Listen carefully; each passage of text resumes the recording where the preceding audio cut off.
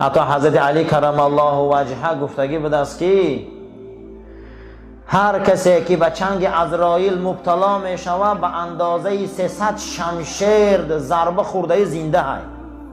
من یه آدم زنده را 300 کارچر در بدنش زنی گیره چخیلی می شود او انا که علم حس میکنم. حضرت او پیامبر صالح پیغمبر علیه السلام یک روایت، حضرت ابراهیم علیه السلام یک روایت، حضرت ادریس علیه السلام یک روایت. عزرائیل گفتن که بیا یک بار جان مگیر گشته در بدنم انداز. وقتی گرفت حضرت ادریس گریخت، گفت چا کرد؟ گفت گمان کردم جاندار زنده را پوست کرده عزرائیل، خیالی کردم من زندم و پوستی تنم گرفتی.